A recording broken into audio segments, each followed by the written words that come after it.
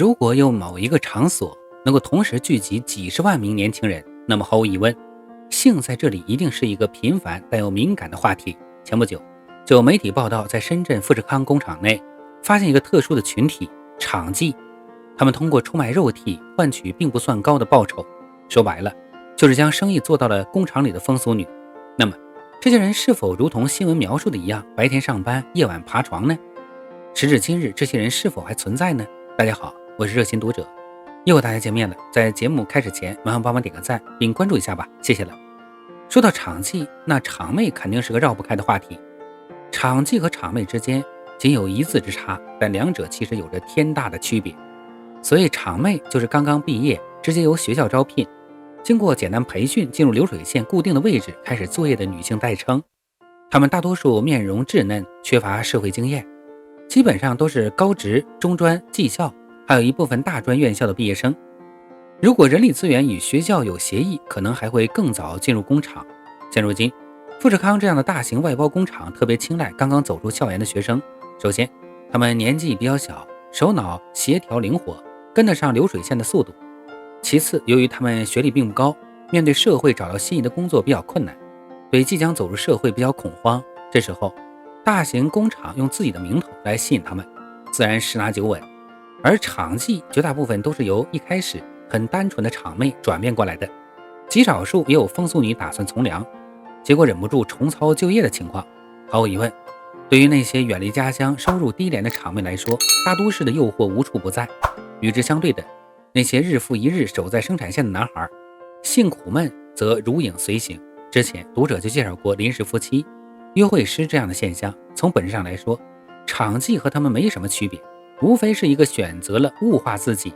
另一个则是用冠冕堂皇的借口伪装而已。接下来读者就给大家分享一个真实场妓故事的主人公，我们就叫她小雪好了。小雪就是一名深圳富士康的场妓，大多数厂内的男员工了解到她都是通过 QQ 群的方式。在当地，场妓用 QQ 招揽生意已经是公开的秘密。这些 QQ 群的名字一般都会比较露骨，比如观澜富士康场妹、深圳龙华富士康邀请、观澜狼友群等等。白天，这些 QQ 群经常会陷入死寂，毕竟所有人都要开工，根本没时间聊天。而到了晚上，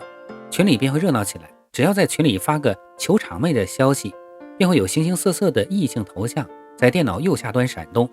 小雪的身影就夹杂在其中。通常她都会发几张不露脸的大尺度照片，展示外形，顺便自我介绍。因为工作的缘故，小雪每天的第二职业都在7点后开始。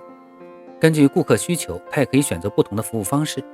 像是去酒店或者出租房上门都可以，价格也是直接标注200一次，400两次，整夜800，并且附带电话。值得注意的是，因为很多发消息的人大多光有色心没色胆，很容易搅黄正常的生意，所以小雪在交流信息的过程中格外谨慎，发现问题直接断联。此外，她还在 QQ 里注明晚上7点后接单，白天一律不看消息。以小雪为代表，富士康的场妓们大多都是这样。白天这些人的生活固定为几个点， QQ 里显示地址总是深圳市富士康集团某科技园、深圳市富士康科技集团西二门等寥寥几处。然而入夜后，这些人便出没于工厂附近的各个迪厅，等待向未曾谋面的人交易。看到这儿，其实大家应该都清楚了，从场妹到场妓，能让这些女孩发生转变的原因其实很简单，无非就是贫穷。还是以小雪为例，她的老家在四川农村，贫穷的几乎无法想象，即便是在21世纪，他们家甚至都没通电。而小雪来到富士康已经2年，工作内容主要是组装苹果手机，每月的工资收入2000多元。在节假日，她喜欢和其他姐妹一起去唱歌喝酒。能进入工厂的肯定不会是什么大富大贵的家庭，不过即便是这样，这些人在小雪的眼里依旧是高攀不起的存在。嫉妒的种子就是小雪成为场妓的重要诱因。而她第一次接触到场妓还是在工厂附近的商业街上。小雪认识几个卖货的人，第一次从他们口中听到场妓这个词儿。和上一代打工父辈们不同，如今的场妓并不羞于谈性，也没有很强的道德负罪感。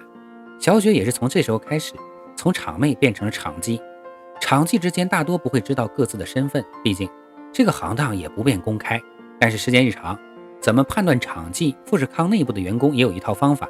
最容易的就是看身边的人是否最近突然出手阔绰，如果是，那基本就是下水了。需要注意的是，因为场记并不算是正式的风俗女，所以富士康内部称呼他们为下水而不是下海。这种特殊的第二职业工作起来并不算轻松，毕竟缺乏保护措施，很容易就会中招。除了生理上的麻烦之外，最让场记担心的其实是势单力薄的现状。很多场记在出来交易时，总要叫一个朋友压阵。